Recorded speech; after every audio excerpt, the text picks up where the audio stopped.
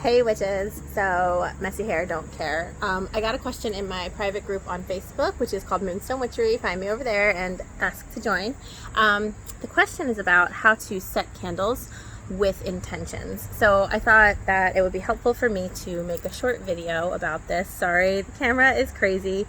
My thing right now is, progress, not perfection. I want to post to my YouTube channel more often, so that's why I'm just kind of doing it. So here's the thing. When you are setting a candle, I did a video already that you can find on my YouTube channel called like dressing a candle or how to dress a candle. What I want to talk about right now is how to infuse a candle with your intention. So what I want you to do is to take a candle that you have decided you're going to use for a specific purpose. You're going to match the color of the candle with the intention that you have, or like what the spell that you're doing is for. I thought to myself, if I sit somewhere, maybe it will be a little bit less shaky. Okay, better. So you're going to decide to align the candle's color with your intention. So red is for love, pink is for like sweetening or making things like a little bit nicer. Pink is also good for self-love. Green is for money. There's a whole bunch of guides for candles and their colors that you can easily Google, and maybe one day I will do a video about that. But for the meantime, what I want you to do is then decide with yourself, like, what is this spell going to be about? What am I trying to do with the spell work?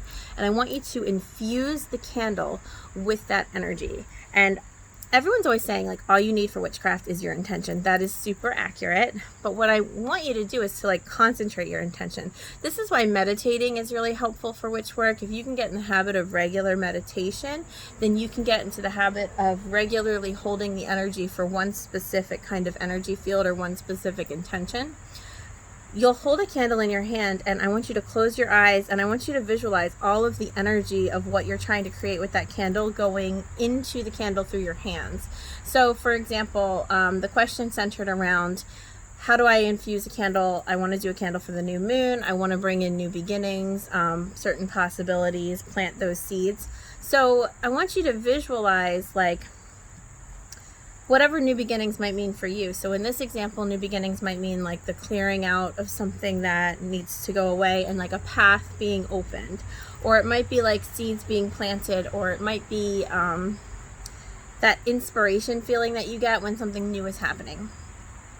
I want you to feel that feeling and let it like go through your whole body to the point that you are radiating that energy. That energy is very concentrated within you, and then just imagine it coming from your hands into the candle. And you're just going to imagine that candle sort of becoming an extension of the energy that you're bringing to the spell. That candle like is the proxy. So proxy is a word that we use in like sending energy work, like Reiki or something like that. You can turn something into a proxy and then give the energy to that item. You're doing the same thing with this candle. You're taking the feeling you will feel when the spell manifests, or whatever the feeling of the spell is, and you're using your hands. Oops, I have dogs barking. You're using your hands to put all that energy into the spell work. Okay, so you're going to take all of that energy that you're focusing on, that you're hoping to call in, you're going to fill yourself up with it, and you're going to put all of that energy into that candle. Just visualize the candle holding the energy. And you're going to visualize it to the point that that candle becomes that feeling. You can't do this wrong. Don't feel like you're not good enough. Don't feel like it's too advanced. The only way you get better at this is through practicing. So I would say, as I do in all things, just start somewhere. The question I get asked the most is like, where or how do I start with witch work? Like, I'm so new, I don't know how to begin.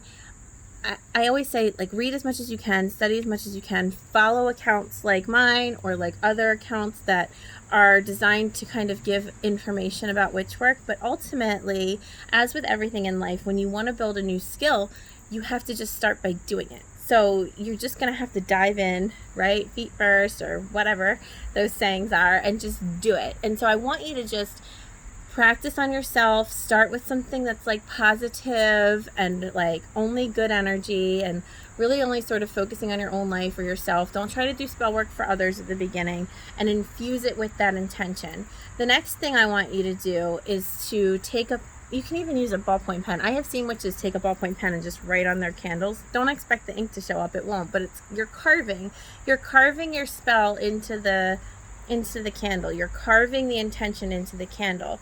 I don't want you to say, please do this, or things will be like that. I want you to just say what is happening. I want you to write it as if your spell is going to manifest, as if it already exists, as if it's like, that's what we're doing. Part of witchcraft manifesting in a really effective way is you knowing your own power. And so that, of course, is always going to lead me back to like, witchcraft is self-work, right? Because there's a lot of barriers for a lot of people around knowing their own power, knowing their own skill set, knowing their own strength, knowing they have that capability. I want you to just assume that your spell is going to work, that you can do it. It already happened. It already shifted. If you have trouble with that, imagine the fact that there are infinite realities out in the world. There's infinite possibilities. There are infinite universe manifestations that are possible.